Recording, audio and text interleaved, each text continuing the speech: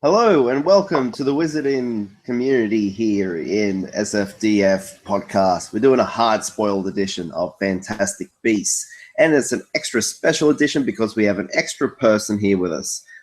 So say hello, Renee. Hello. So Renee's here. She's going to join us as well as Tim. Say hello, Tim. Hello, Tim. There we go. There we go. We're all here. So we've all seen Fantastic Beasts. We all have thoughts on it. Positive, I've seen negative, it twice. meh. Oh, we'll get into that later. We'll get into that. So pretty much, if you haven't seen the movie, don't listen to this because we're going to be talking about everything in it. And if you don't, unless you want it spoiled, unless you don't care about the movie, you just want to listen to our pretty voices. So yes, here we go. Fantastic Beasts and Where to Find Them. First off, it's about this guy. He's Newt Scamander. He's a wizard from England traveling into New York with a whole bunch of kiddies and all that in his briefcase, and they get released and they wreak havoc.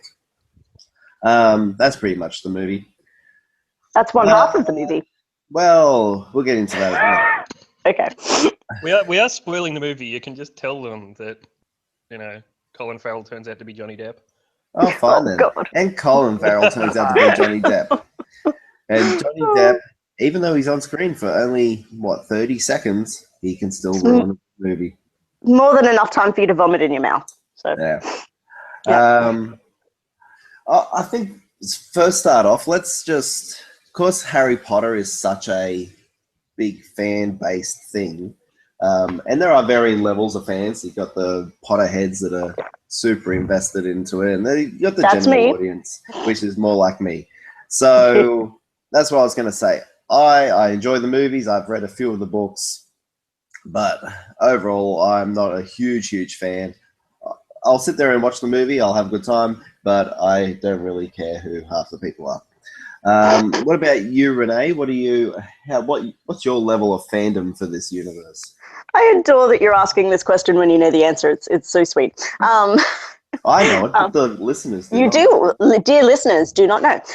No, of course, I'm a Potterhead, and I started reading all the books when I was about 14. So yeah, read them all several times and seen all the films several times. My tradition in the cinema, I see every Potter/Wizarding World film 3 times in cinemas. That's just my thing. So up to done 2, 1 to go for Fantastic Beasts. So yes, I'm a tad invested in it, and I have many opinions and many theories, and that's just how I roll. I enjoy it, and I'm a Hufflepuff for anyone who cares. That's my house. Yep. All right then, Tim, what's your house? I don't. I hate the house. Oh, you're a Ravenclaw, dude. You're a Ravenclaw. I'm not. No, I'm not. I hate the houses. Okay. The greatest problem with. So this is the thing. Yeah, I have strong opinions on. Oh no, yeah, the segregation is bullshit. True. Yes. So even though, I wouldn't call myself a huge fan, I've read all the books. I think I've read some of them twice. I've seen the movies. I've seen some of them a few times. I know stuff about Harry Potter, but I wouldn't call myself an adoring fan. It's interesting by virtue of it's the hugeness of it. But yeah, I wouldn't say I'm a fan exactly, but it's a series of things that I do find interesting and do like knowing about. Yeah, I think I'm on the same level as you there, Tim, with it. All right, who wants to go first and tell us what they thought of the movie? Will we do what you thought, or will we each say what we liked and then what we didn't like? Because that's going to be quicker for me. Me too, actually. So that's probably the route to take then. All right. All right. Sure. You and I will go first, Terry, and then Renee can talk, and then we'll debate. I think it's probably the quickest way to go. All right. Okay, Tim. What do you like? I thought that the wizard president's wardrobe was quite fierce, and yeah, she looked good. She did. I liked it. It was like an interesting variety of clothes that they had brought together in any given scene. So I thought that was quite good, and I liked I thought Tina and Queenie, who were played by Catherine Waterston and Alison Siddall. Alison Siddall, were well-conceived characters, but didn't really work in practice. And that was pretty much it. For the rest of it, I thought it was bland and a lot of CGI set pieces. All right. Well, I got opinions, but briefly, I thought it was like I'm picking the few things that I thought were quite good from it. Anyway, what did you think, Terry? I'm an animal lover, so I really enjoyed the beasts. The beasts were pretty cool to see, even if some of the shots did look extremely CGI, like bad CGI. Like it didn't seem to fit hurt my eyes. It didn't seem to fit of what like we're kind of used to now in the movie going world. But I did like the beasts. They were fun. They all had their own little personalities, which was cool. Kowalski, he was the best character in this. He is the only one who has any fun in the movie, and he's still got that childlike awe and wonderment over the magic, which is really, really fun. And I liked, Dan Fogler. And I really liked Queenie. So that was the blonde one. She was really cool. I liked her wackiness. She had that wacky, crazy quality that I seem to enjoy. So when they brought Queenie and Kowalski together, I was really digging that. And that's about it. That's all I liked out of this movie. You were such Scrooges. Oh, We'll explain our opinions greatly. No, of course. So go for it, Renee. What did you like? Well, everyone's doing No, not at all, not at all. Performance-wise, I thought Colin Farrell did a nice job. I liked his stuff. So with Ezra Miller as well. I mean, I've made it clear that I preferred the non-Beast storylines going on. I just found them more interesting. That's just me. And performance-wise, I felt everyone was a bit stronger in that area as well. And what else? And yeah, I totally agree about Kowalski. I think he was the heart of the film, and like kind of surprised you by how sincere that character was drawn, because trailer-wise and stuff, you got the sense he was just going to be fumbling comic relief nonsense. And yeah, but everyone really took to him, and yeah, I loved him as a character. And it was clearly like sequel baiting, but it opened up some nice questions and ideas for future films. Just depends what they do with them. But yeah, I mean, I was impressed by some performances. Eddie Redmayne was sweet, but my God, he mumbled. I just spent half the time thinking, what did you say, Eddie? What were those words? Say that again, please, Eddie. So that was it was clearly a character trait, but he went a little too far. And I was because it was Alison Siddall's first major film role, so I was really proud of her. She was Queenie, because I've loved her music for years, so I was so happy to see her on screen. And I did like the costumes, because it was we didn't say it was set in 1920s New York, so there was a lot of like flapper gangster styles going around. Everyone talked like this, getting some. They did. Boy. there was some Brooklyn accents going on. Ron Perlman. Yeah. They weren't in Brooklyn. They were meant to be in Harlem, which raises a lot of issues that people have been talking about. But was it? I thought it would just be like in the middle of Manhattan. Okay. Well, he was meant to. Eddie's meant to take up residence in Harlem, so. That didn't look like Harlem. That didn't look like. No. Yeah. Right. I don't know what Harlem in the 20s looked like, to be fair, but still, yeah, okay. I would wager very different from that. Yeah. Anyway. But no, yes, yeah, the darker storylines I found interesting, and there were some nice performances. Is my main takeaway. Did you like Catherine Waterston? Because I've heard she's been generally well.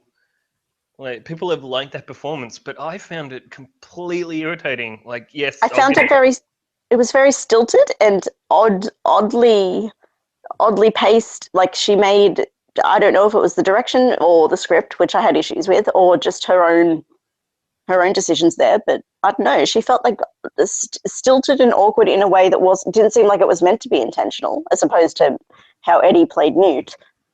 I don't know. She just, there was moments like she was almost trailing off in her dialogue and stuff. And I'm like, I don't understand what you're doing there. So, she seemed I to don't be know. on the verge of tears for the entire A lot of the movie. time, and unjustified tears. And I was like, why are you sad? What? And like so many things in the movie, I thought we would get some explanation of why that was the case, but no. Nothing. Nah. No. Yep. It was, oh dear. It's interesting. Yeah, everyone has kind of mentioned that there are two storylines in this film, and one of the issues I have is that it is so stratified. Like they kind of resolve the beasts. They kind of go and just deal with the beasts before the much greater threat of the non, well, it is technically a beast. That's another thing. The non Scamander related issue. They kind of just suspend it for the sake of the whimsical beast catching scenes, and then go and deal with it. It's a very strange way to structure a story. And I guess what you would, the more. I mean, if you had a script doctor coming along, you would say, all right, we'll not deal with the beasts. We'll say, okay, this thing is more urgent, and just leave them. And then you'll have a bunch of Chekhov's guns to fire Yeah, in the true. middle of the climax. And that proves that the beasts are good and blah, blah, blah. They found the flimsiest way to tie the beasts in at the very last minute into the much larger, much more seemingly important plot, like at the end, in the most minuscule way, in that he used... I thought I was going to memorize all the beasts' name, but he used one of those beasts to trap Colin Farrell / Johnny Depp, and that was about the only way they linked together. It was the yo-yo bird or whatever it was. Yo-yo bird. Yo-yo bird did some trapping. I don't know what it's actually called, but I'm calling it that. Yeah. I think it wasn't it like evil spirit or evil something. The Obscurial was the like the yo-yo thing. I'm sure it had yo-yo bird. Was that what it was called? No, that was the magic thing. That was the evil power coming out of Ezra Miller. That was what that was, sorry. Hmm. Yeah. But and then he used, what did he use? Oh, that's right. They murder the teen, and then They murder, yes. Hooray. They straight up murder a teen. It's such an odd... Although, do they? Okay. David Heyman, no. David Heyman's flat out come out, the producer, has flat out come out and said, calm down, he's in future films. How? There was a tiny wisp of Obscurial floating up into the air that Newt looked at. So somehow that means he survived. I don't know. I don't know. I guess regardless of, that's good. Maybe that explains why Newt is, maybe that's why he's so happy to help. Because it's so strange that, the wizard authorities are, this really authoritarian and kind of dictatorial organization. Yeah. Which, fine, it's the 20s and this is the primacy of film, and the hero kind of says, you're a bit backwards, whatever. But then he still helps them. True, wipe the minds of New York.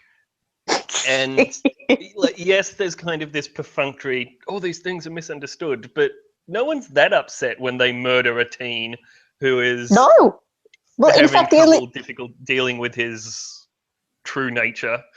The only one who voices genuine anger over the actions is the quote-unquote bad guy. So that's a bit worrying, because I'm like, you're saying it right, Mr. Colin Farrell.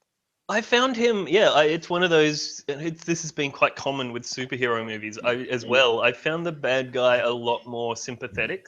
Far more. Actually, they're driving the plot, he's driving the plot much more than anyone else, and he has some sort of conviction that he's trying to action, to use some stupid words. Okay, fine, yep, okay.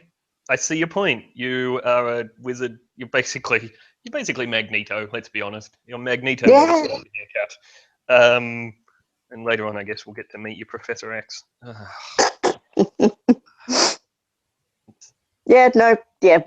they certainly did a good job establishing that the American Wizard Society is every bit as screwed up, at least in terms of the politics, as anything we saw in all the Potter films / books. And no one, 'Cause like, which is fine, but no one questions this stuff in the universe. No one questions the Death sentencing. without that a sequence trial, was- and it's yeah. this horrible execution method. Like Avada Kedavra is the unforgivable curse, but stealing in a someone's burning memories and pool. using them to lure you into a pool of treacle or whatever that was awful. Anyway, Terry, do you have opinions on the ethical dubiousness of Harry Potter? In all honesty, I didn't care that much. It doesn't make you care. It's kind of like, oh well, what is this? It kind of seems like, yeah. Oh, It's God. actually a pretty good like argument for, you know, for those who think that just the whole world is bullshit, to just point to fans and say, oh really, you want to exist in this magical community, eh? And it's just this really screwed up system with all these very blatant like racist analogies going on everywhere. And yeah, Incidentally, has Pottermore exploded? Like, because I've been waiting for that, because it's kind of, it does take the trappings of that and use it to create an online community for fans. I'm honestly expecting, like, of any social network that I'm expecting to implode and end really badly, it's Pottermore. it hasn't yet. Still going. How does that work? Oh man. Yeah, Anyway. I don't know. Well, because I think also because with this film coming, she just keeps adding like short story material to kind of quote unquote like build the American Wizarding World stuff. So she keeps doing little info dumps every now and then. Maybe that's this, the only like, reason it's. Maybe everyone going to.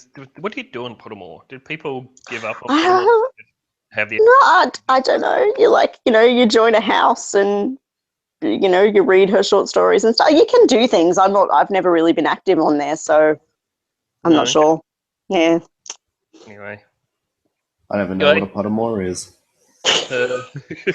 You're probably the better for it. It's all good. What else did you think, Terry? What else did I think? Yeah. Are we doing the things we hated? We're doing that one? Yeah, let's do that one. That's Yeah. I've got more of a list.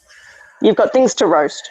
Do you know the last time I wanted to walk out of a movie theater was for Transformers 4?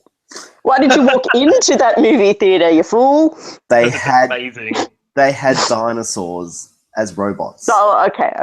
And that's the only thing that got me to stay in the seat, because they were right at the end, because I wanted to see them. This had the same effect. I wanted to walk out. I still haven't walked out of a movie theater yet, but I was so bored and didn't care about anything that was happening. And I don't know. There was nothing engaging about it whatsoever. Nothing gets explained. Like, there's a little bit of Grindelwald at the start, and you get a few lines of dialogue throughout, but you really don't know who it is. So when Johnny Depp comes out and goes, "Hey, it's Grindelwald," all right. And after saying No Madge, it's the worst name ever. It's a terrible name. It's bad. like, it feels like lazy writing. Like, the British, they have Muggle. That's pretty clever. That's creative. Then you go over to America and they're like, yeah, No Madge. Yeah, It feels like a bad understanding of how American English works, and they have McCusa as well, because it's America and they have contractions and acronyms. I thought McCusa was the name of the president. I had to look it up. That it's McCusa is what magical. The Magical Congress of the United States of America. Yep. Yeah, I thought that was just someone's name. It was the way they were tossing it around. Yeah. Yeah. Anyway, it's. I was just so bored in it, and Ezra Miller's got the terrible haircut. Oh, it's like someone didn't. That's how you know he's abused, a bowl-shaped haircut. But it wasn't even bowl-shaped. They didn't even get the bowl to go around it. They just hacked at it. And I didn't like Colin Farrell's haircut. I thought that was like really anachronistic. I think he had that to have the visual cue of yo, this is Grindelwald, because they had the same hair. Well, when do we see Grindelwald's hair? At the very start, when he blows up those wizards at the very start, you see the back of Johnny Depp. That's So right. it's the same hairdo. So it's a crazy German evil wizard hairdo. That's what that is. Played by English twit Johnny Depp. Because only Grindelwald has it slicked back and combed. Yep. 20s. He was a Side shaved. haircuts. Yeah. Oh yes, I forgot about the side shave. I just remember the slick gel. Yep. Yeah, I kind of like the second Salem's type of thing in there. You've always got to have a good cult with a creepy child, creepy horror child. And I thought the twist was pretty obvious coming, that it wasn't the girl at all. Yeah. That was a red herring from miles away. Yeah. Yeah. So I don't think that was done too well. I don't know. I just find it's got David Yates on the project. It's got J.K. Rowling on the project, and there is nothing fun in this like there was in even the last Harry Potter movies. There was still some fun stuff in it, even though they got quite dark. And Terry, are you telling me they should have done something else, some more? I don't know. What am I telling you? You weren't seduced by Eddie Redmayne's mating dance? Oh, don't get me started with Eddie Redmayne. Eddie, you know how you said he mumbled a lot of his lines? That's how he acts. Sure did. That's how he acts. Yeah. Yes, that's how he does it. You want to know a movie where he doesn't mumble?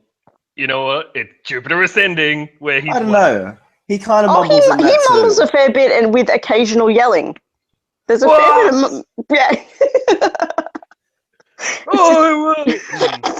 He mumbles like he's... the other week, and it hurts when I do that. Yeah, sorry, yes. He's a mumbler and a head turner, and he always kind of looks extremely weird. And so he's got his head turned, and he's mumbling like he's all shy and that. And he's done that in... what was the Stephen Hawking one? Everything. The Theory of Everything. Theory of Everything. He did it in Danish Girl, and he does it in this. The only difference between his character in this and Danish Girl is he wasn't wearing stockings, and he wasn't looking as coy. I seriously do not like Eddie Redmayne's acting. I don't think he should have won that Oscar at all. And no, his weird dance to Lord of the Rhino was a little bit weird as well. Rhino was weird. There was a really good line in this that I liked. Him and Jacob are walking along, and he says something like, "Oh, do people like you? People seem to like you, Jacob." And he's like, "Why don't people like you?" And he's like, "No, most people find me annoying." I'm like, "Yes, I do. I do find you annoying, Eddie Redmayne." That was a call out especially for you. It was. I nearly stood up and applauded on my way out of the cinema. So it would be fair to say I extremely dislike this movie, and I will not watch another 4 of them. Yeah, there's going to be 4. Yeah, I wonder how much that's kind of, at least for me, I think that did kind of impact how I watched it. Because I've seen a few trailers, but I didn't really know what this movie would be about, really, because I figured it couldn't all be beasts. But I did know that there would be another 4 coming, and that sounds like a massive slog to sit through. Yeah, yeah. And it's kind of, oh, God. And it's, yeah, I mean, and maybe they shouldn't have announced that before. I think that was a bit to the detriment of it, really. Yeah. And I mean, and once you know Johnny Depp is Grindelwald, you can kind of figure out that that's going to be the twist pretty easily. See, that's the thing. I asked my friend. I voiced this to her because she watched it for the first time the other day, and I said to her, "Okay, do you think it would have been better or worse had they honestly left the Johnny Depp reveal out of the media entirely and kept hush-hush about that? Would we have been more or less pissed off when that little reveal happened at the end?"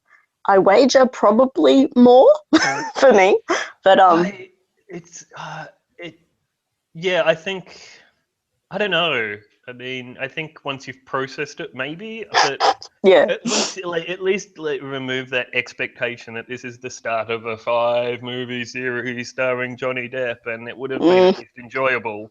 up to that point, unsurprising up to that point a bit more, I think. Do you have more things to roast? Roast. I don't know.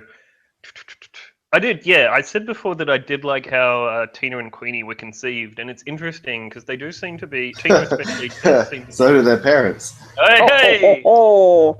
How the, well, yeah, okay. Let's just speak past that because I don't know how to reword it, and I'll just make it more twist. Tina does seem to have been written with basically no regard for how likable the character is, and that's really good because she's not she's written as someone who will perform a function here. I really like the idea of the wizard cop who's suspended because she went too far. I love that sort of twist on Die Hard. Die Hard with a Vengeance, specifically. Like she is. I don't like Catherine Waterston's performance, but it's interesting that she is written with no regard to whether this character will be likable. She's written as a good character, like an ethically good character, morally good, yeah, a morally good character who is also a cop. But there's no like tics and stuff to make her kind of charming. She just is what she is, and she goes and does stuff. And granted, in practice, that's not that interesting, but I think that's a really good way to approach a character. And it's the same with Queenie, who I like, but she doesn't really get enough to do, and we don't really explore. I kind of feel like they said to Ali, you're ditzy, and you can read minds, and there you go. So I feel like that was her character notes. And she turns out to be like smarter than we may expect, but fine, whatever. But again, it's interesting as well. Like these are still. How often do you actually see sisters in a movie who don't bicker for the entirety of it? That's quite rare, I think. That's true. Not what these two do. Just kind of, we don't really see much of their relationship again because they're not actually written that well in practice. But conceptually, they're just people who are good and smart and have a functional relationship, and it could be enough. Maybe not here. Maybe not when Catherine Waterston is on the verge of tears for the entire movie, and they don't really have that much to do, and so forth. But it could be good in the good version of this movie. It could be interesting to see. So I thought that was good. That was a good way to approach those particular characters. Maybe she was on the verge of tears because she knew the movie she was in. There's going to be another 4 of these I have to do. Oh my god! They didn't know that till Joe sprung that on them at the first premiere, I think. So that was only about a month back that she told everyone. She told everyone at the same time she told them. It's pretty great. Dan Fogler's face. No. No. Oh, no. That's smart of him. Yeah, we're doing another 4 movies. No, I've only got a contract for 1, and I don't want to come back. So that would have been great if Eddie Redmayne just went, no, I don't think so. Yeah. Is he going to be in the next one? Like, surely they're not. Surely they're. No, all 4 are going to be in the next one, but we don't know to what extent. And yeah, so. Fair enough. Yeah. I don't want to watch it. What's it going to be called? Like, this is. Is it going That's to be? The thing, yeah. I don't know. It's the only other Harry Potter thing, like the Quidditch book. Quidditch Through the Ages, yeah. Yeah, is it going to be like a Quidditch themed adventure where there's like an evil snitch? Oh, I like that. I would watch that, but no, I don't know. I know it's going to be set. It's going to be set primarily in Paris, and that's about all I know. Okay, and there'll be. And it'll focus heavily on Grindelwald and Dumbledore, so I'm assuming a fair bit of flashback and stuff. Yeah. I don't know. Hopefully they've got a La Non Magique in it. La Non Magique. Yeah. Magique, yeah. So will they go to Bobaton? I don't care. Oh god, yeah. Well, yeah. So am I on? Any disappointments? Well, let's go disappointments. Hate's a very strong word. Yeah, true. Okay. I wanted to, be batting for Joe to have penned an okay script because it was the first time doing a screenplay. there were moments were okay, and the wider plotting of things was okay. But there was a lot of like stilted dialogue. Again, could come down more to performance and also editing. I didn't feel the editing was that great in the film as a whole, like shifting between the two different storylines, because tonally it just jumped a lot. But yeah, there were a lot of just awkward moments between characters where they would just kind of end up doing some staring and not saying much. And I was like, okay, it's like, kind of plotting down the pace there a bit. And it was a lot of to be continued winky stuff in terms of just wait and see in one of the following films. Just wait and see, kids. I'll have figured it out by then. Yeah.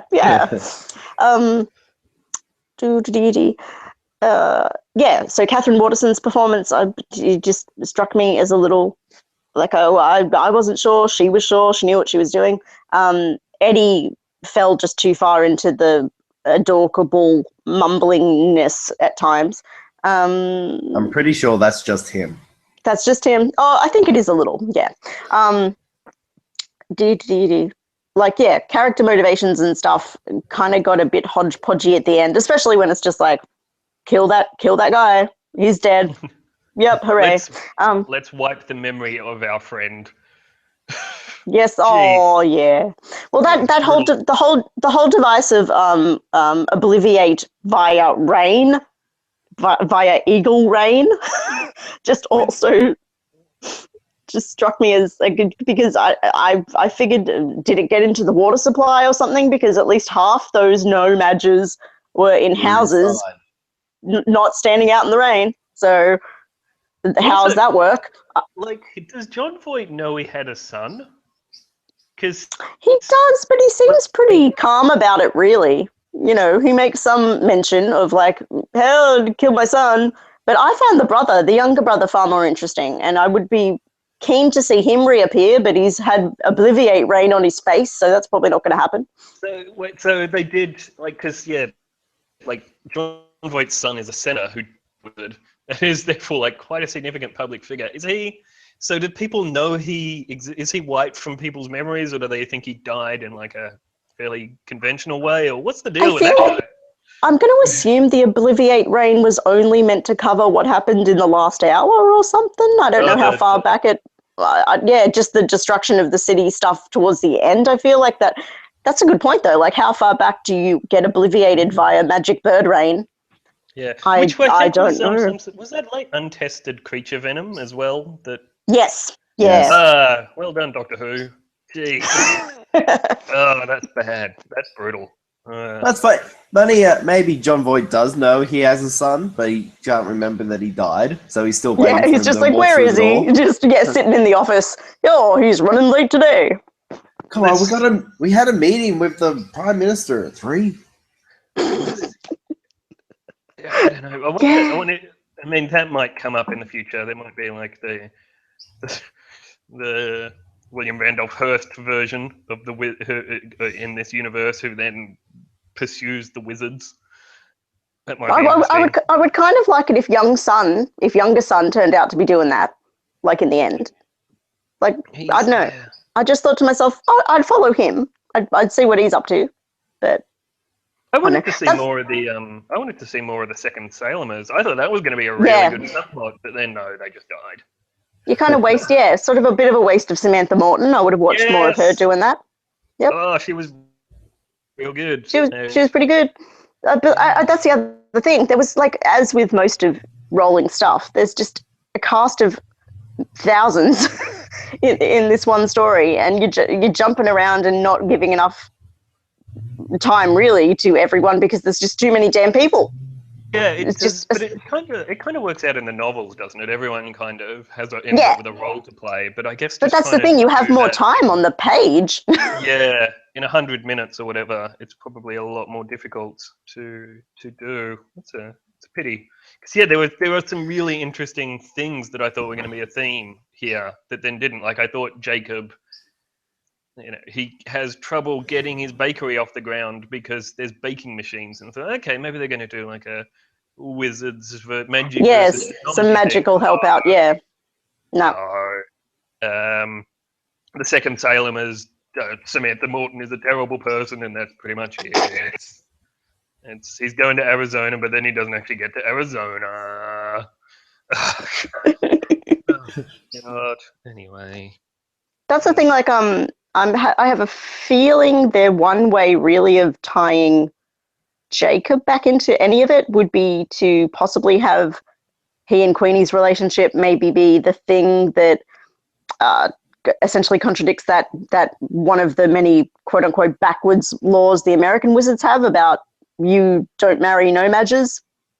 But I thought that's how I would have loved it if that had actually happened in this movie. Before he had his mind wiped, if she was like, "We're going, oh boy," then take off with their Jedi powers, because they're Jedis in this movie. They don't actually say spells; they just move things around with their hands. Oh, that's the sign of it. Yeah. Yeah, that's the sign of an advanced wizard. People, advanced wizards don't like that stage. That's stage 3 of magicness.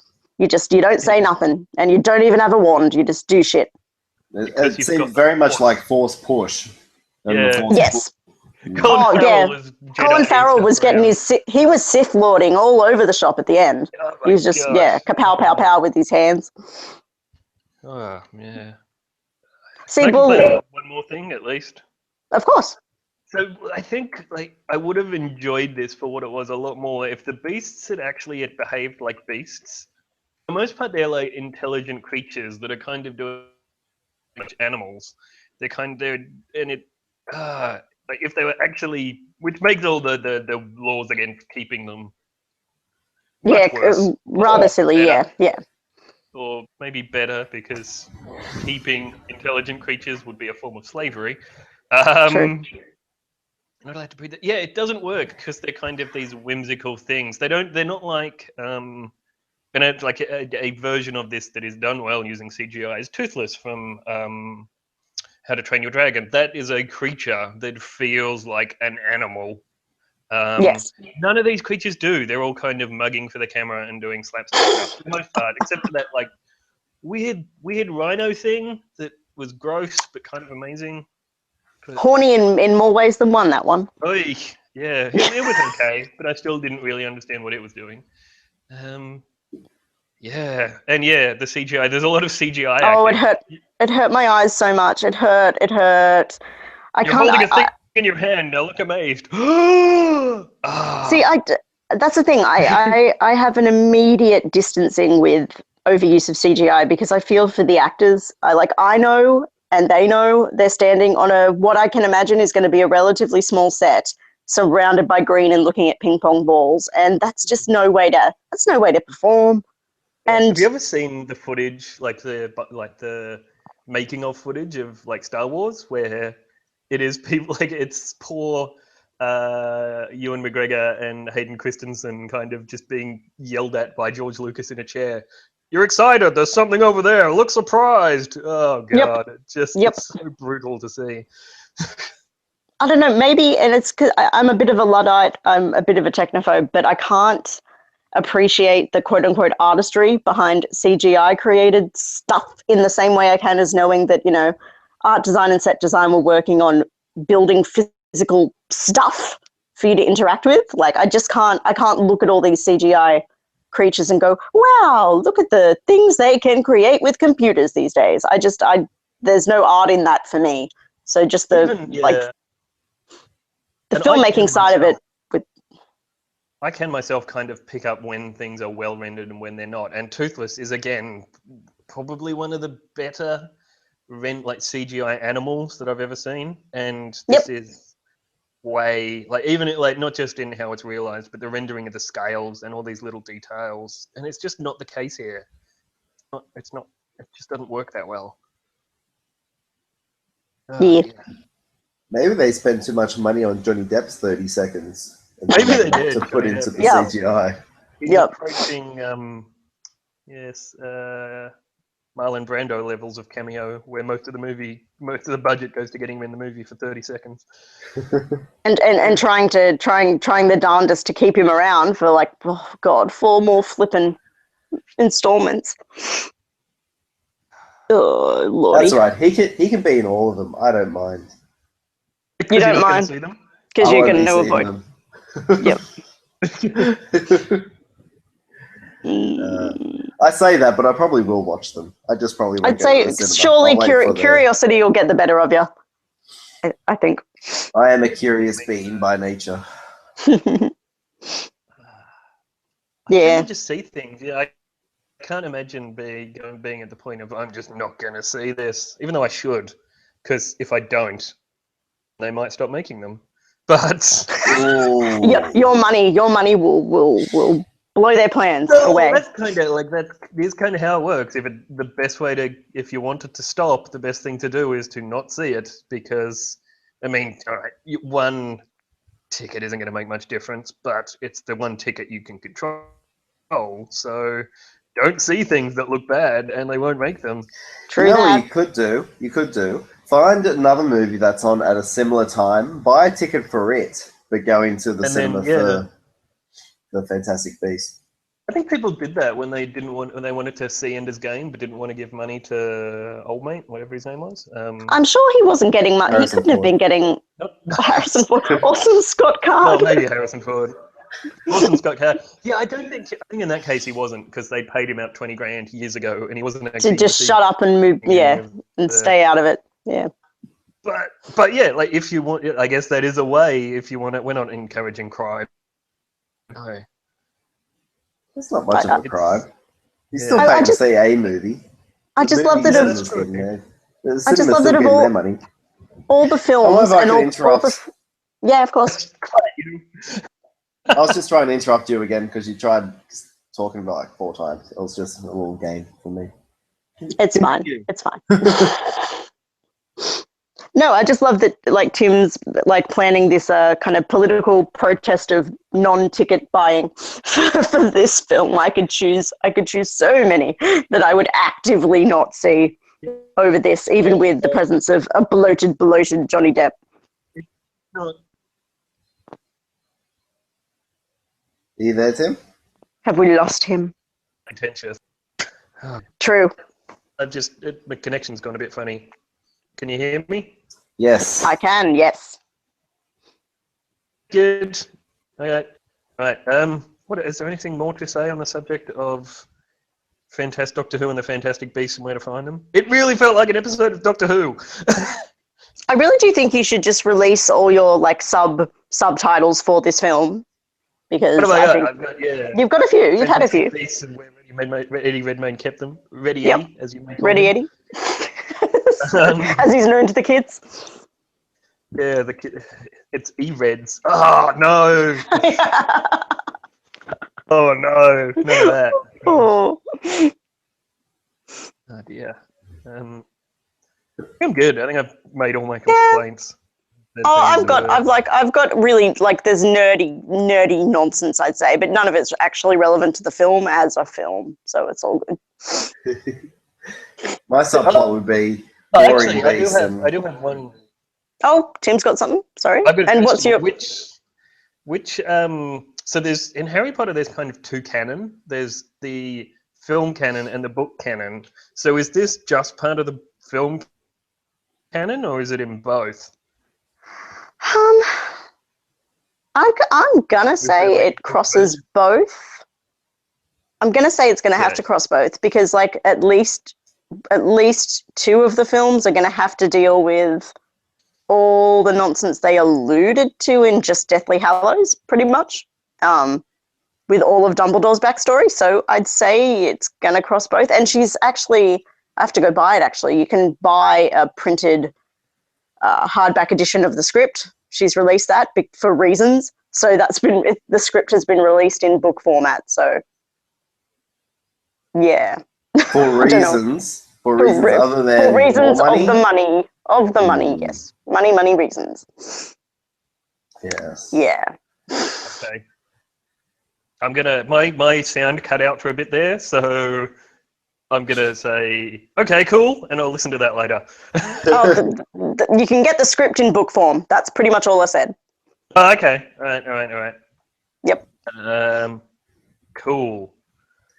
Okay. All right. Yes. So I think we're done. We all happy? Yes. I'm just happy. I'm on a podcast. I'm living the dream. Living the dream, boys. Okay. All right. If anyone wants to text us or email us or Tumblr us or Facebook us or Twitter us, anything like that, here's all the information you're going to need to tell us where to go, and that we're wrong, and that you agree with Renee, or you agree with Tim, or you find that... Of course they agree with me. They all agree with me. I don't know. This is a pretty terrible movie. So we have our blog, Tumblr, so that's sfdfmoviereviews.tumblr.com. We have a Facebook account, so that's facebook.com/sfdfmoviereviews. We have a Twitter at sfdfmoviereview singular, because there's not enough characters to put that extra S on.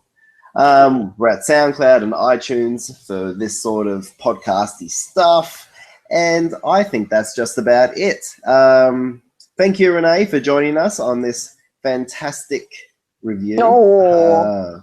And so say goodbye, Tim. Goodbye, Tim. Say goodbye, Renee. Farewell. Thank you for having me. And it's goodbye from me. Bye. Bye.